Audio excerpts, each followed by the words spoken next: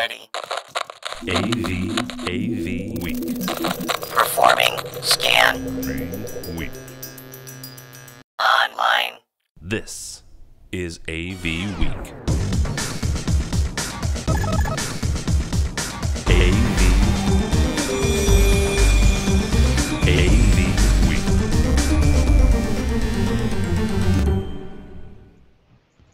Hello, everybody, and welcome to another edition of AV Week, your news and information source for those things concerning the AV integration industry. I'm your host, George Tucker. Today, it's good to be with you and to have you guys with us. On this pre-Labor Day holiday, we're going to have a bunch of things to talk about, some resi, some commercial stuff, a little bit of mission mash, and some exciting news about some of our friends who've been on the show before. But before we get to that, let's introduce our panelists for this week. We have, of course, returning for our publisher's perspectives, Andrea Mederios, editor at TecHome Builder. Welcome. Thank you so much. Always happy to be here. Yeah, good to have you back. Also, we've got a newbie on AV Week. You've seen him during some of our party coverage for Sapphire, but Chip Moody from Video Corporation of America, good to see you again, sir. Likewise, George. Thanks for having me. All right, yeah. It's been way too long. It has. I think you owe me a beer, or I owe you a bear. I'm not sure which way it is. We'll figure it out. We'll buy each other a beer. There you go. 2 beers. And, of course, that never afraid of a beer is Heather Sidorowicz. She is from SAV, and she's also known as Techie. Most people know her as that on Twitter. How are you? I am well. Either 87 inches of snow here or 90 degrees, so we cover all seasons. A person of extremes, you are. A person of extremes. There you go. I've been told. All right, well, let's get to some of the first news. We have had actually some exciting stuff that I think actually may mean a lot to the industry. This comes from our friends at the Z-Wave Alliance. Our friend Mitchell Klein has now become the executive director at Z-Wave. If anyone remembers or doesn't know who Mitchell is, he is from Universal Remote Control. He's been there a good long time and helped change its direction and grow its business. So, not a man who is light in the business. Heather, I'm going to start with you. Z-Wave, it's one of those technologies that we've seen come along. It's one of 1,000 we've seen, but with Mitchell behind it now, what are your thoughts? I think that Mitchell is a forward thinker, so I believe that they have the right person in their corner to make it what they desire it to be. Yeah, well, I mean, what does it bring us, do you think, Z-Wave, beyond the other stuff? Everybody's got a wireless sort of protocol, but Z-Wave seems to have made some really good inroads to both the pro and the off-the-shelf market, no? Absolutely true. I think that, you know, for us, we're so absorbed in it that we see it more, but then it's really that mass market that's going to change the day. So many people don't even know about something as simple as being able to put a code in or getting in your house without a key. Things like Z-Wave is really, that's really what they need to get across mass market to really start to make a difference. Chip, you work more on the commercial side, if I'm correct. That is correct. Yeah, so wireless protocols are both a bane and a boon, aren't they? They are. Z-Wave itself, have you had any kind of knowledge of it, or have you utilized it in any form? No, we have not. Everything we've dealt with to date has been either Wi-Fi or the proprietary Crestron stuff. Would you find a usage for an open sort of sourced protocol like Z-Wave? I mean, I think I'm calling that, I'll be corrected by Mitchell, but... Of course, it depends on what, products it would get integrated with. Would it be beneficial from, my point of view as a control item? Absolutely. Andrea, I know you don't know a lot about some of this part of it, but another player who's going to get bigger in a product that can cross over between pro and off the shelf. Sounds almost like a win-win for the demographic that you speak to, the builders and the people who put in tech with their home building. What do you mean by that? I'm sorry. Well, but it seems like it has a potential crossover that we talked in the past with you about off-the-shelf products and the ubiquity of, say, Apple or something that the normal person can buy, also having this back-end support of something that can grow into a more, as we like to call it here, a professional install. Yeah, I mean, anytime things are more organized and understandable for the builder, that's a good thing. And again, it always depends what market you're in, whether it's luxury or high volume. High volume builders are still dealing with a lot of off-the-shelf stuff. They're trying to install stuff themselves. But I think for our luxury builders, this is a great sign for them. Yeah, so I look forward to really cool things with Mitchell joining, and I look forward to seeing what happens. I haven't been this excited about Z-Wave in a while, and I have to say that when I saw it posted the first morning in a news flash broadcast on my email, I was like, oh my God, Mitchell's moving. And then I thought about it, and when Julie Jacobson posted an article about it, I was like, you know what? To me, from having both sides of the world, this makes, to use the vernacular in the internet, this makes Z-Wave reels. It really does to me. All right. Well, moving on to the next topic. Google, yes, ever-present Google, and 4K. They're saying that they want to make 4K less of a video data hog. They've got something called VP9. They're calling out for now something called VP10. Now, this is supposed to be able to make it easier for you to get 4K video over standard bandwidths or your infrastructure. They're really doing head-to-head with Apple in their H.264 format. It's a lot of expense for Google. Heather, I'll start with you.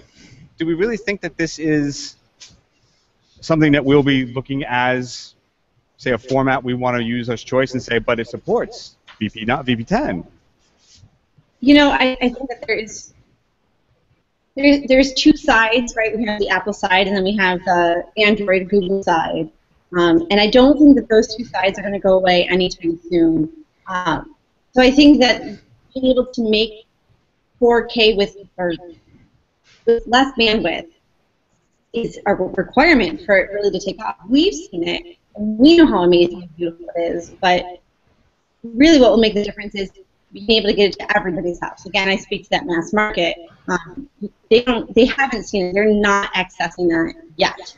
And they don't understand what goes behind it, what a Kodak is, but there are things that are necessary under the blanket that need to happen so that we can get these kind of things into the house. Yeah, Chip, I want to throw a technical part of this to you because to me VP9, VP10 screams compression, and that's something we've, as an industry, have fought a lot because we've always not according to the article, right? It was going to be better color, better everything. It's true. It's true. So, Chip, do we care, or are we losing something in this? I don't think we care too much. Keep in mind that my experience has been still with baseband video formats. So compression streaming that's still filtering into our projects over here. As far as what flavor the streaming codec is, I don't think that's necessarily a big deal. It's going to be what devices support it. Yeah, it's a question I have, though, and I want to put this, because I know in the pro video staging world that I work in now, we are really specific about having H.264 as a format. It allows us the proper amount of bandwidth to get these multimedia sort of projection mapping machines to work correctly. VP9 VP10 has never come up in a discussion I've heard from any of them. Then again, these guys are Apple-centric. A lot of people are making noise that this is really big stuff, but I'm not sure that you would be going to a client, Heather, to say, hey, this really does support VP9, it's what you want. Unless I put in this caveat to you, they claim that it's what they've been using for all YouTube delivery and all of their Chrome-based video services. Do you think your more tech-savvy people will ask you about this or really care?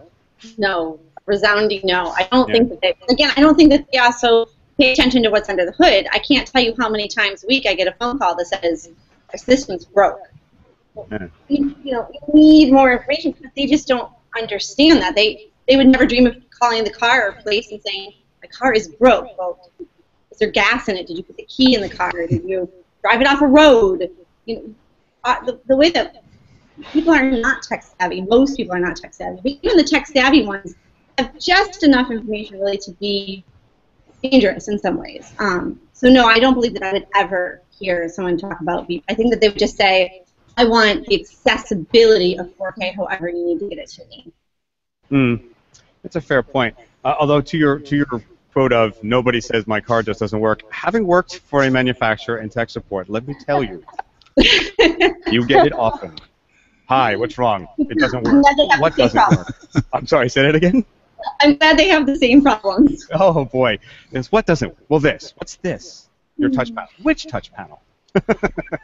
So it's happened more often than not, but I get it. I did notice you had a tech support link on your website, which is very interesting. I was like, oh, that could be fun. All right. Well, something that we do get our clients to ask us about often enough is the interface itself. I mentioned touch panels, but the phablet versus, I'm sorry, I've missed that. The phablet versus your touchscreen or versus their smartphone. There it is. This comes from our friend at AVC. This is Fred Wilson.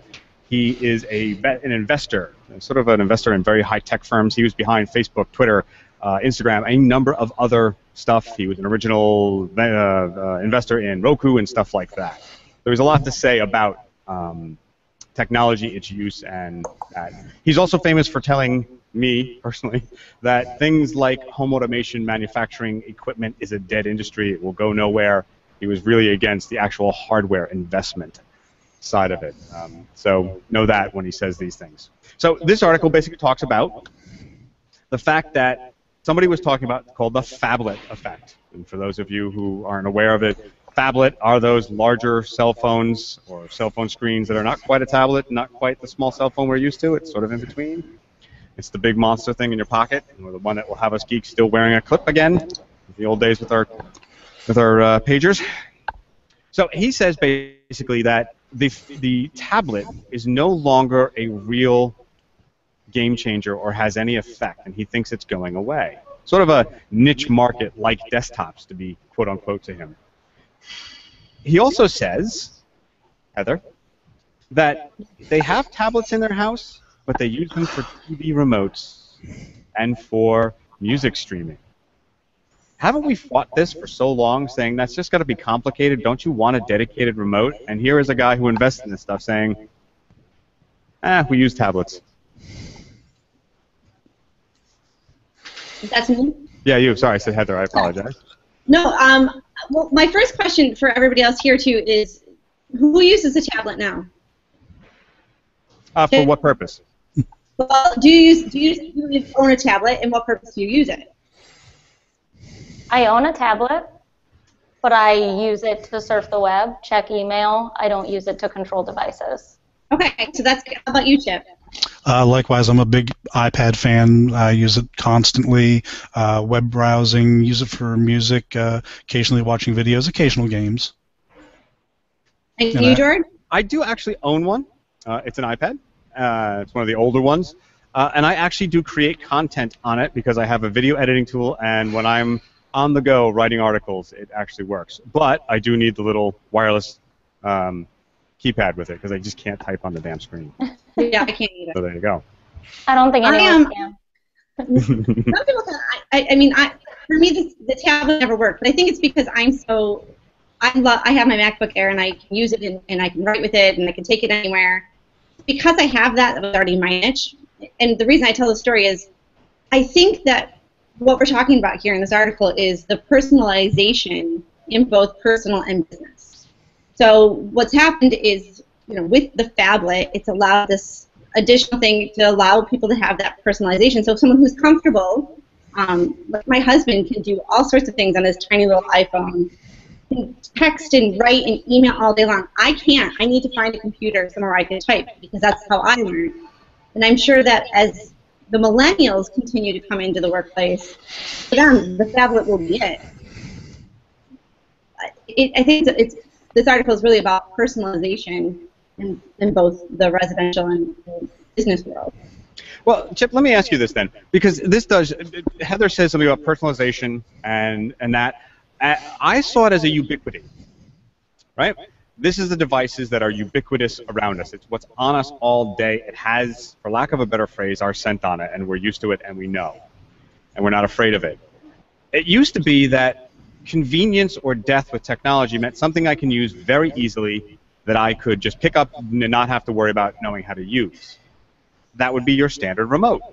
Now we're saying that the convenience or death is the ubiquity of our cell phones. A far more complicated product, but we're more comfortable with it. This still causes us problems, though, because our users are always blaming something else other than their own device for an interruption in communication or something like that. No, it's actually more tech support for us. Do you think? It's hard to say. I mean, I totally get the argument for, you know, cell phone size devices just because of the portability. You can, you know, walk around with them attached to you all day long and not necessarily be aware of it there until you need it. Not so much with the tablet. That to me, that's more of a device that you park on the edge of your desk for the day, and it goes home with you at the end of the day, and otherwise doesn't move around that much. So I can kind of see some of that argument. So you're saying a tablet is sort of, it is the touchscreen that we all feared it would be when it first came out. It can be. Yeah, and luckily a number of manufacturers did say early on, good thing we're not in the touchscreen business anymore. You know, we're in the touchscreen business. Yeah, that. Andrea, do you really see this trend in that people are really asking for that device that we've already kept with us rather than having something that they know will always be in the house and is easier to learn? I can see two sides of this. I am a millennial on the older end of the millennials, but I'm still a millennial. We have a Roku, and we use our cell phones to control it. I don't use the remote as often as I will use my cell phone, and I don't have to think about it until I go home and I want to watch something, and I can pull it up right on my mobile device. And I definitely use my smartphone, my iPhone, more than I use my tablet, even to search the web. So that's my perspective as a millennial and as a consumer. On the builder side of things, when we're talking about controlling devices, most of the stories we do and most of the features we do, they use tablets in these homes to control devices. So they're definitely being used still. I don't know if that'll change as the millennials come into the marketplace even more so than today. Yeah, it always has struck me, and maybe because I'm of Generation X, I guess, that, you know, a simple device. It's simple. Look, it says button down and off. I don't have to go anywhere. It works. Would be better, but I guess what we shall see. Something I think it's what you're used to, just like we said earlier. Yeah, I suppose so. Although I will say, I mean, I use my iPhone all the time. I'm never without it, and it's sort of my source of information when I'm not writing myself. It is where I read a good 90% of the content I read or devour. But again, when I get home and if I turn the TV on, I'm just like, I want that simple, hey, point, shoots, and put it away. I don't want it on me all the time. And then there's the as we've always argued, I have to go find it, turn it on, put the app on, find the app, get the interface up, okay. And I just, in all that time, I could have done it, changed the channel, lowered the volume, and put it down, and I was done. Well, that being said, something I think is akin to this, very closely, is from our friends at EE Times, and it's a little technical, this article, but it talks about wearables, the hardware Ponzi scheme. They're not pulling any punches on this one, are they? This article basically goes on to say that the wearable gadgets, that includes your smartwatches and others, have a limited stickability, as the marketers like to call it, and that eventually what happens is people become bored with them and need to move on, causing a downward spiral of lowering prices but more features. Now, I bring this one up, and I'll start with you, Chip. I bring this one up because what it is that we often in this industry have to chase the CE trends to accommodate our clients. Everything from the bring your own device, and I almost said BYOB again instead of BYOD, but there you go. Seriously, where my brain is constantly. But seriously, to that point, though, we're chasing this all the time. They want to bring their tablets. They want to bring their iPhones to control stuff in their conference rooms. They want to use their wearables to interface to some of the systems we do. And now we're chasing a product that, one, doesn't really provide us any sort of profit, and it's getting cheaper and cheaper. It's sort of an end game, no? I think I'm going to be thankful for this, but I've been kind of isolated from this. I'm not a fan of the wearable technology myself, and to date, haven't had any projects or clients coming up asking for it. I'm sure it's bound to happen, but it hasn't happened yet. So, I haven't had the the CEO wants to be able to run the entire presentation system from his iWatch. That hasn't happened yet. now, see, I'm shocked by that. I would think that at least one of them would have said, "I want to do this." Yeah, maybe, but not yet. Could be So I around take the it corner. a good deal of your clients aren't the blue jean and Oxford shirt wearing guys. No. No. Yeah, I see. See, got to get more of those, and they'll ask. Yes. Andrea, wearables, they are a boon to a lot of the consumers out there. I know I've seen a lot of lock companies, we've talked in the past with you about that, talking about how they can interface to these things. It still seems like what we're doing is just providing a free service. Mm-hmm. Yeah, I've seen two sides of this as well. We've done articles talking about wearables being the future, and because they're on you at all times, it's more secure for security getting into your home, for keyless entry, things like that. But on the other end, I haven't talked to any builders yet who have integrated a smartwatch, say, into their home. Yeah. But security-wise, we've had discussions even on here about how the watch is on your wrist, whereas the phone, you could have left it in the car, so it's more secure to do that with, say, a smartwatch than a smartphone. Yeah, I wonder if that really is the true case, because I know I lose my watch all the time, or maybe that's just my age. I'm not sure which. But Heather, save me on this one before I go down my own hole. The reason I bring part of this up, though, is there was something called the virus of free. And I wrote an article about it a little while ago, not to be self-aggrandizing on that article, but it was based on another Fred Wilson discussion from a VC blog about how so many things are offered for free that suddenly you can't charge for them. And I see even the residential market chasing that spiral downward of having to accommodate these devices at a cost to you in programming time without really having to raise your prices, because it's just supposed to be, right? There's not a lot. Actually, I haven't had anybody ask yet to try to accommodate any of their wearables in their home at this point. I know that I'm not a super high-end market, so maybe for someone who's doing luxury market, might have a different experience. I think that this is a lot of what the promise is versus what the solution is. I had a Fitbit. I wore it for probably less than 6 months. I found out my steps, and then I didn't get enough sleep. Knew that already. And then the things I did exercise I didn't recognize, which was yoga and skiing. And then I'm on a ski hill, like trying to jump up and down on my downhill skis just so it would register on my Fitbit. And now thrown in the water, and I haven't touched it since.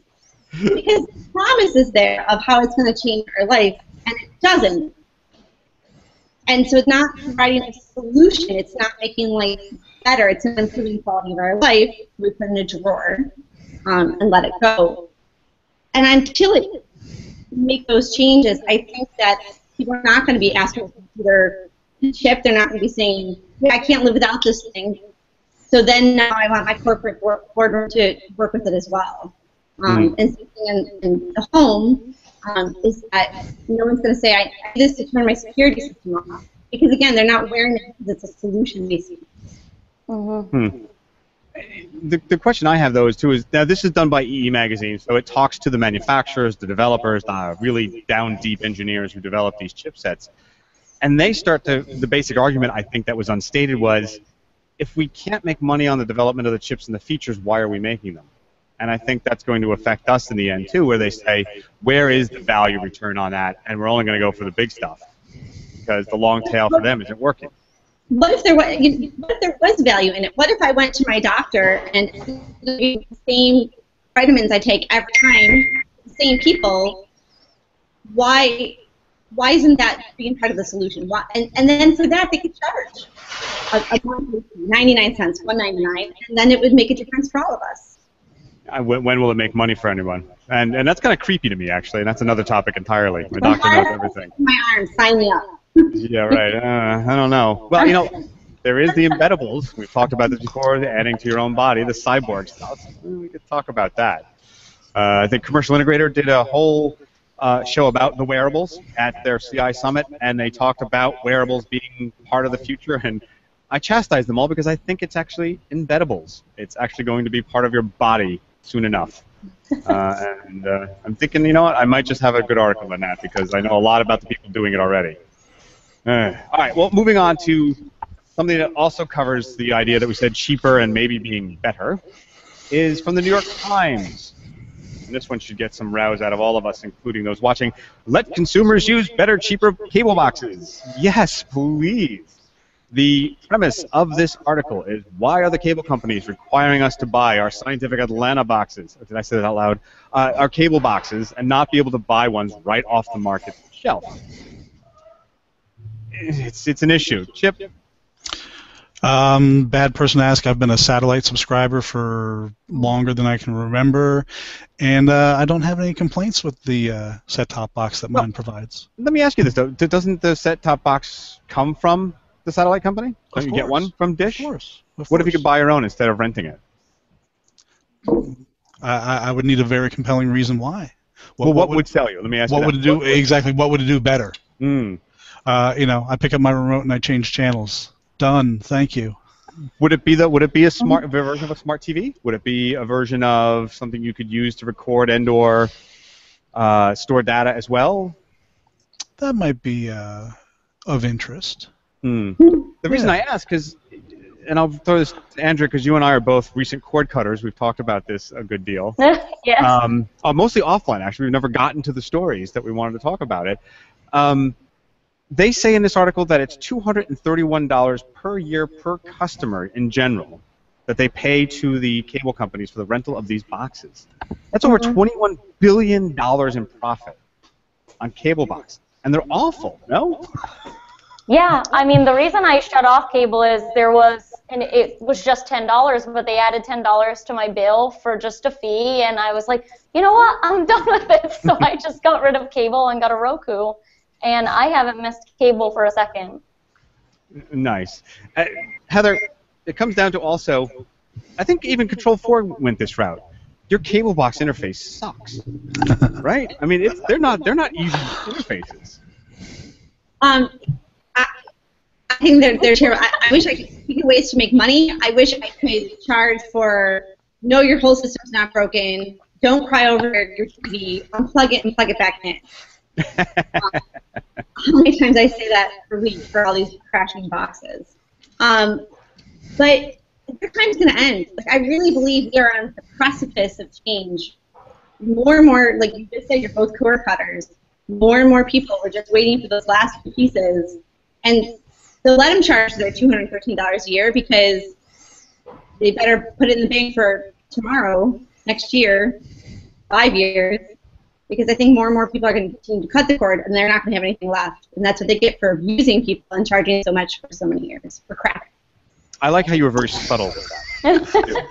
It was subtle, but I think after a moment's thought, they'll get it. You weren't fired up at all. Sorry. Andrea, if you were able to buy your own box, would you go back? Would you be tempted? It depends on the capabilities, just like we were talking about earlier. It depends if there's some sort of data storage. It depends what they're offering me, because what I'm doing right now works. And then I've even tried to think about what this would mean for our industry and the builder. And in the article, they talk about possibly having the boxes installed already in your 4K TV, and that's something you could offer your clients. I just wonder where we could go with this if legislation was passed that we wouldn't have to buy them from the cable companies, or rent them, rather. Well, Chip, I'm going to throw one more at you about this, because one of the parts of the article they suggest is that, well, it could be built in, like Andrea said, but they say that the cable cards would be in the hands of the cable companies. Now, being as cynical as I am, and I know you are, do you think that the cable companies would actually willingly do this without causing complication, or do we have some dangers afoot in that? Oh, no, I totally agree. They would probably make it as painful as an experience as possible. Yeah. Your call will be answered in 93 minutes. Yeah. Nice. Or you have to change the cards out every other month for a fee or something. I don't know. Like the cards you buy for your phone, you'd have to buy them for your cable box. There you go. Which You might can not be only such have a 10 bad minutes. idea. It could limit your technology use. You know, there's a positive here. Well, now, you know what? You bring it up because I was thinking about that. Is that one of the benefits of the cable box would be some kind of content lockout for me. I mean, currently, even on the, again, Scientific Atlanta boxes, the parental control is a switch on the back of the box. I don't know you, but I can tell you any kid over 8 years old will probably figure that one out faster than you'll ever know. That and the clear liquor is water. Trust me, it's not alcohol. So yeah, I mean that was one of the things I thought about. That was, hey, there's now you could have very specialized conditions. You could have better interfaces. Because I got to tell you, one of the reasons my wife agreed to cut the cord, even though she loves her housewife shows and stuff like that, was that terrible interface. She could never find anything. It just didn't make sense. And she was like, all right, get rid of it. Hey, George. You probably recall that I'm something of a video game fanatic. Somewhat, just a little bit. Just a little bit. The Xbox One console. Uh-huh. When it came out, they were touting the ability to. It's not a replacement for your cable box or your satellite box by any means, but it had the ability to pipe the signal from your box through the Xbox One to your TV, and the I guess premise was to have it more of a central media hub for your entertainment system. And again, it comes back to. Is it actually going to offer enough benefit to the experience to make it worthwhile using? I was excited at the prospect when the Xbox One first came out. Sure enough, I've got it hooked up to pass my satellite through it, and I'm supposed to have the ability to access the channel guide and do some wonderful interactive stuff with that the built-in channel guide does on my satellite box. But again, it turned out to not be all that, and I don't use it now. So it's just, are you actually going to come up with something beneficial to add to pull somebody away from the providers' offerings? Yeah, no, it's true. And it would have to be a heck of a lot, although, well, we'll see. The battle continues. Well, also on that alternate content, instead of getting a cable box, you could actually now get an Apple TV. We know this, but the new news coming out is not the rumors that Apple is making a TV, but that they're going to be producing original content. A la Netflix, a la Amazon. May the golden age of content proceed, as they're saying. NPR reported on this, saying that it is the golden age of content, that if you're a writer or an actor, oh my God, you've got lots of options, there's lots of things going on. But it does bring up the question, are we going to want more than one device in our house? Heather, I'll start with you. Do we want a Roku, an Apple TV, a Voodoo box, a smart TV? Are all those options beneficial, or is it really just confusing everybody now? I don't think it's been. So when someone comes in to buy a TV, one of my first questions is, what kind of phone do you have? And they pause for a second and kind of give me a strange face, because why am I asking what kind of phone they have when they are going to buy a TV? And my reason for that is, if they say that we're an Apple house, we have Mac computers and we have iPads and iPhones, then I'm going to direct them to an Apple TV, and I'll tell them right off the bat, I make no money off this device, but it's magic as far as you're concerned. People love it. Now, they're more willing to pay more money for an entire system through us because I've given them a piece of magic that they just didn't know exists. If they come in their Android, it might be Chromecast or Roku might be the answer for them. So I think as the technology specialists that we are, it's our job to find the right pieces for them. I rarely find clients that have more than one of these devices. It's whatever device works for them the most. Now, if Apple does come up with it, and we've been talking about this for a year or more, if they come up with their own content, that might be the reason that maybe the Android person does come over to the Apple side, because everyone's looking mass market, right? Apple has billions of dollars in the bank because they made it easy. And so if they can do this again, then can cut the cord completely. And that's what baby boomers are looking for. They want to pay less for their cable bills, especially those boxes that don't work. So yeah, if it's true, it will be. I think it will be game changing. But I feel that after 12 years, I'm a little bitter, and I don't believe anything until I see it. Again, with the subtlety. Andrea, you said, of course, you cut the cord, and you have a Roku box. You believe you just said earlier you have? Yeah, I have Roku. Okay. Do you have more than one plan? Do you just use the Roku, or are you like across different platforms? We researched beforehand and decided on the Roku. I feel like it would be more complicated to have more than one platform. Right. And Go ahead. as far as the builder's concerned, I totally agree with what was just said. The less complicated, the better. And builders have been burned many times installing devices that don't work or don't work down the road.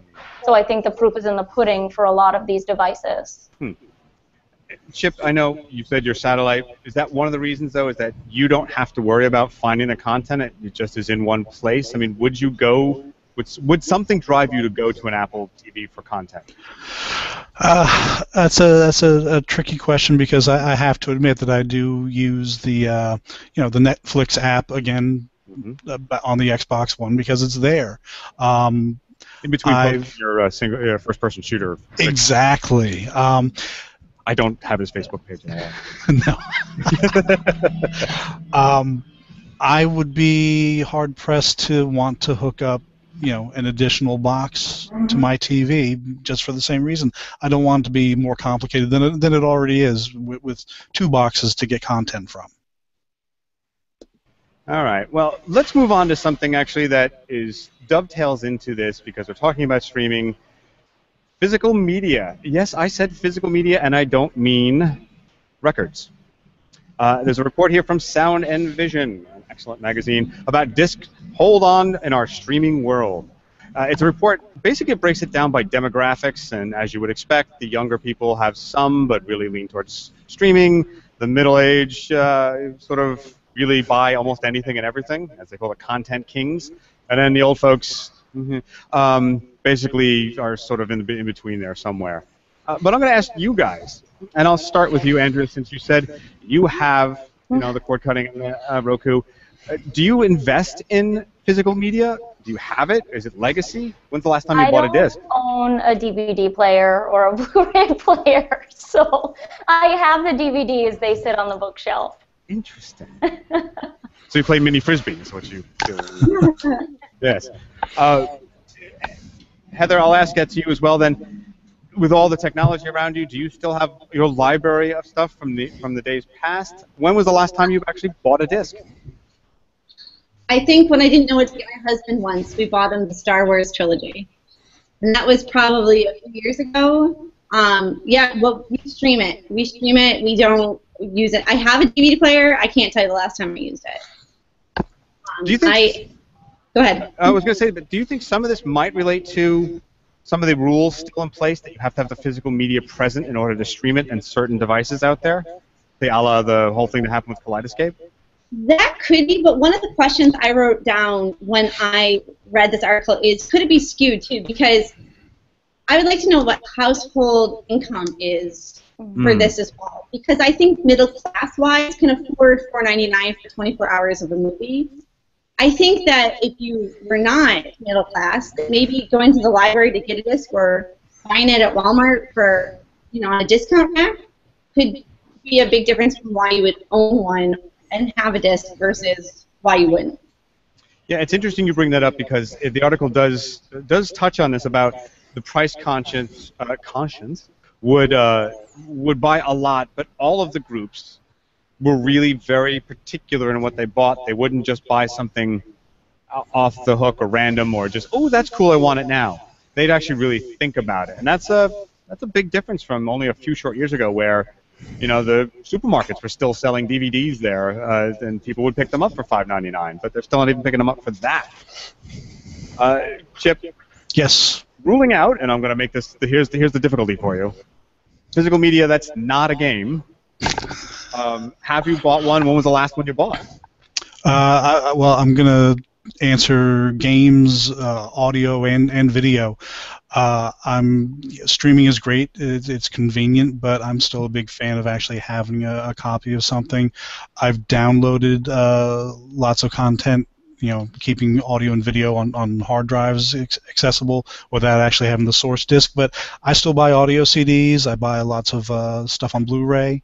I don't like having to be required to have an internet connection in order to do or be entertained by something, so to say. That said, a lot of the games now, they're not streamed, but I buy the games and they get downloaded to my console, and I'm good to go.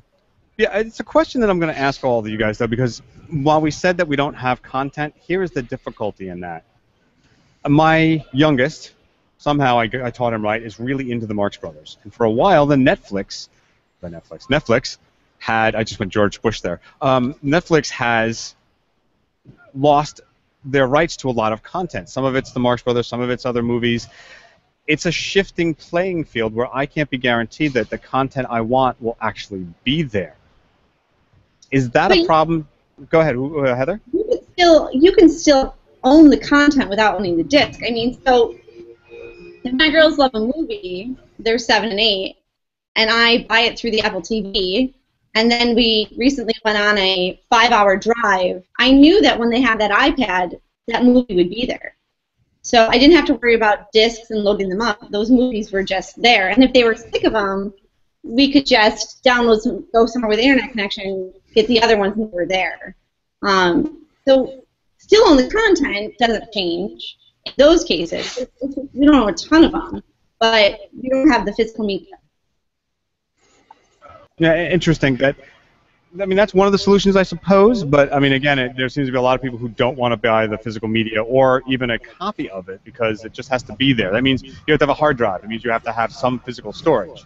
I get that it's cheap. Memory is cheaper, but it does seem to be a choice issue that I don't think anyone's looking at. It sort of could be the unintended consequences a lot of people aren't really looking at. To that end, though, let's talk about why we do all this, and we have a fair game to play in part of the problem. This is from the BBC. Are we addicted to technology? Yes, we are. All and above, raise your hand and say aye. Yes. All right. We see the thumbs. Yeah. Exactly.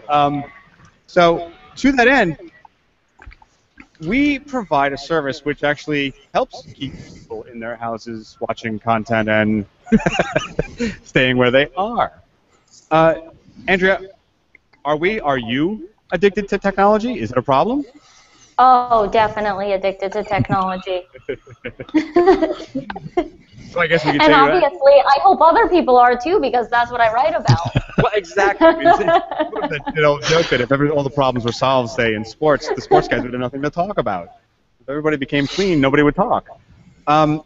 It's sort of like the Robert Palmer song, you know, I guess might as well admit it, I'm addicted to technology.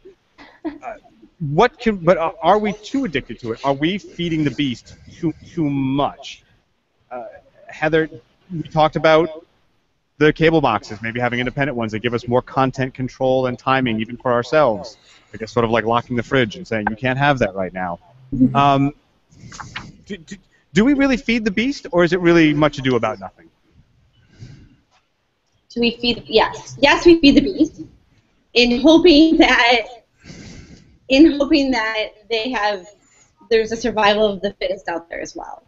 Right? So we build home theaters and we tell the story of, hey, you'll know where your kids are because the kids will come to your house instead of going to the class. And you'll know where they are and so they're safer. And then we hope that the parents still parent and that the kids aren't watching 8 hours of movies a day and not doing any homework. So, yes, we feed the beast. I think that one of the interesting parts of that article was that we're so reactive. And that's beyond just our piece of the technology pie is, you know, a text comes across and immediately we have to grab it, and things can wait longer, but we don't realize it. We are in the infancy of this new world, and I think that we'll hopefully grow and learn, teach our kids, don't be on your phone during dinner, look. So we still have a lot to learn. Okay. Chip, I'm going to ask you, I think the answer is obvious, yes. Oh, yeah, absolutely.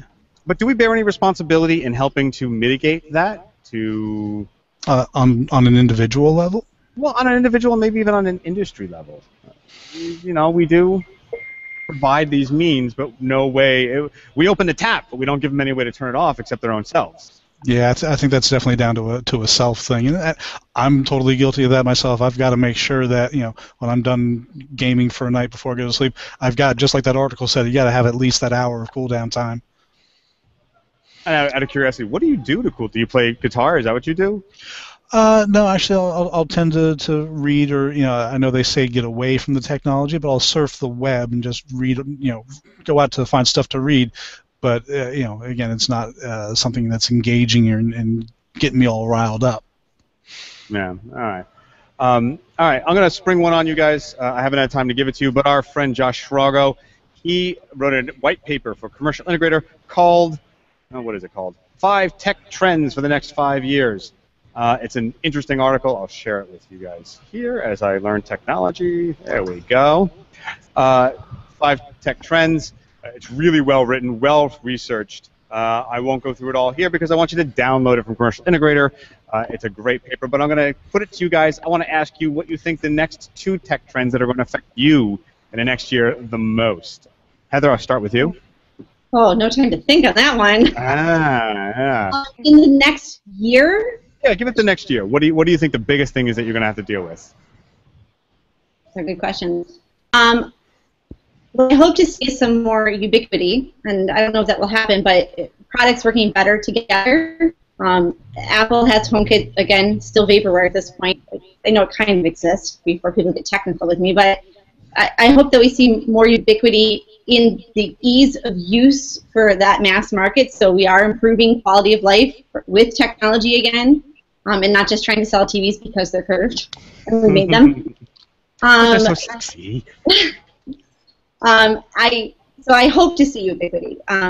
Healthcare, I think that is still a huge trend. We have a lot of baby boomers still getting to that point that it's going to be necessary. They're not going to want to give up their cars or their houses like ever before. So I think that healthcare is going to continue to play a huge role in the tech world. Chip, I'll go to you. Actually, you know what? I'm going to jump that because we're going to wind up with Andrea at the end. So, Andrea, the one tech trend for you personally you think that you will be dealing with or may change how you do things? Probably mobile connectivity on smart devices. And then in the builder realm and in our realm, probably home health tech, like we just talked about, aging in place. Medical, I think it's going to play a huge role. Technology is going to play a huge role in aging in place in the baby boomer generation. I think we're going to see that in the years to come. A way that technology can be a benefit. Right. Okay. Chip, Josh writes a lot about a number of things here in this article. I know you probably had a chance to look at it, but couple of things were content protection and the government regulations surrounding that and other stuff like it. Any of that affect you and your heavy use of content? No, it hasn't come up as an issue for me. Anything that you're looking towards that you're eager for or will change how you do, whether you're afraid of it or eager for it? Or No, I know this goes back to one of the things we were talking about earlier. I'm waiting to see if wearables will have an impact in the area that I work in. That might be interesting. But aside from that, no, not really. Okay. Well, one of the reasons we have Andrea Mederios on is not just because she's well-informed, she understands technology, but she is part of something we call the Publisher's Perspective. We bring in a tech magazine publisher and/or reporters to talk to us about what their demographic is finding important these days. Andrea, you guys have a lot of stuff, and from what I saw from the last couple of days, right off the presses about some really hot topics. Start us off about what the home builders that install tech are really looking at. Last month I talked a lot about aging in place. This month we've talked a lot about the tiny home trend and the type of technology that can fit in these tiny homes. We just had a couple of these stories go out in our high volume newsletter. So we have newsletters that are targeted to high volume builders, luxury builders. We kind of have a best of newsletter called Insights, and then also multifamily. So different technologies affect these different demographics in different ways. The most recent video we put together was called "The Techie Tiny Home Proves Luxe Amenities Can Be Affordable." It's this woman, she's actually a Boston architect, and she's from Rhode Island. She's putting together 150 square foot tiny home with all of the latest technology in it, and it's going to cost about $50,000.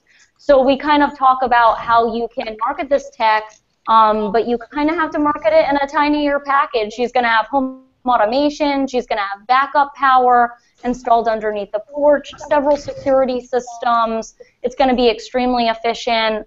And actually, she can surpass some building codes as long as she doesn't live in this home on wheels year-round. But because it's on wheels, she can surpass some building codes, and that's why it can be so small. What kind of building so codes? that's Can I one ask of the that? stories. Yeah, and that's one of the stories on our website right now. We actually produced a video for that one.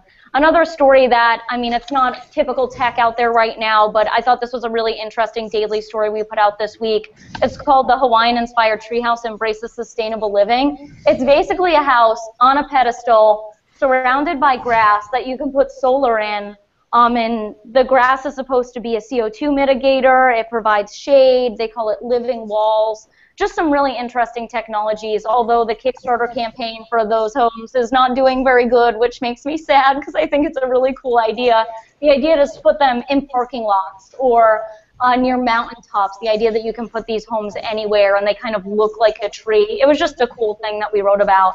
Another story is seeing the future through smart glass. So the idea that this certain glass blocks or allows only certain wavelengths of light to get through. So some of the energy efficient technologies have become really huge lately. Another builder we talked to was Revolutionize Homes. They haven't sold any of these homes yet, but it's a former athlete behind this home builder, and he's basically making homes that will be beneficial to athletes. He has a sports background. So there'll be electromagnetic frequency programming, so it'll shut off electronic sensors from sending frequencies throughout the house. There'll be a lot of indoor air quality devices and also custom lighting that's programmed to circadian rhythms. So a lot of these stories we've done recently were kind of dispersed with trends that are going on right now, but these are trends that maybe aren't super popular, but they're things that are out there. Another thing we're doing right now is kind of doing a room-by-room series, which all you integrators out there, we're looking for your help. We want to kind of show the builders the best of the home theater and kind of some different home theaters out there and what they can be doing. And we're also looking for submissions for that. We will also do the perfect kitchen, the perfect backyard. So that's where some of you integrators could come into play in helping us out, get the word out there to builders. I know I rambled a lot really fast. No, not at all. Again, me being schooled on exactly how a professional does a broadcast. Anyway, I'm in awe every time you do it, Andrea. I am. But I have a question for you because I almost interrupted you, and I apologize. But back to the tiny home, you said that they could get past some codes. Any specifics on what they're allowed to skirt on? Well, typically you can't build a tiny home that small. 150 square feet is even small for a tiny home. I'm not sure on the actual specifics. We didn't talk a lot about that, but the idea is that because the home is on wheels, you can surpass some of the really tight restrictions out there when it comes to size. Those are kind of the restrictions, and then also some of the energy efficiency. But again, this home is extremely energy efficient, and there's a lot of technology. But there is a catch there. She can't live in that home 365 days a year because it's on wheels. She can only live in it a certain percentage of the year. Oh, interesting. Interesting. Yeah. Huh. I'm a big fan of the tiny home. Out there. Yeah, no. And again, TecHome Builders. Let's start with you since we're going to wind it up. Andrea, where can they find out more about you on Twitter and on the web? I'm on Twitter at Andrea A. Mederios. You can also tweet TecHome Builder on Twitter. We have TecHome Builder on Facebook. Also, Andrea Mederios TecHome on Facebook. I'm on LinkedIn. I'm on all of the social media sites. You can always shoot me an email as well. Again, integrators out there, we'd love to see your really awesome home theaters and all of the technology you're installing because it's extremely beneficial to builders. Cool. Chip? Yes. Tell the folks where they can hear about you, your successes in video gaming world, and other tough technologies. I welcome anybody to visit me on my Facebook page. It's not hard to find, Chip Moody. Professionally, Video Corporation of America, VCAglobal.com, all your professional, audiovisual, commercial, and educational integration needs, from boxes to complete system design and builds. There you go. And you play a mean guitar and always expose me to some interesting music that I would never think that I would have a hook into. So thank you. Yeah, there you go. See? All of that. He is my source for some of that oddball stuff.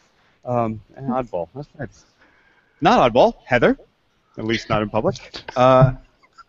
Please tell the folks where they can find more about you and your company. And Thanks for the segue. There you go. You can find me on Twitter at tech_chi, C-H-I. I'm pretty active over there. I'm also over on Google Plus and LinkedIn. Business-wise, Southtown, AV.com is our website, and you can find us there as well. Give me a shout. Yeah. Well, thank you, everybody, for being on. We want to thank you. This has been a production of AV Nation. We are a dedicated group of people who work and live in the AV industry, and we do this because we love it so much. So we have this and a host of other shows covering niche markets of AV to the grand and big news stuff. So please stop by, take a look at it. We've got blogs from our illustrious people as well as guest bloggers from the industry's alum. And we hope to see you there. This has been a production of AV Nation, and we look forward to speaking with you guys again very soon. The network for the AV industry. What are you listening to? This is AV. This This is AV Nation. This is AV Nation.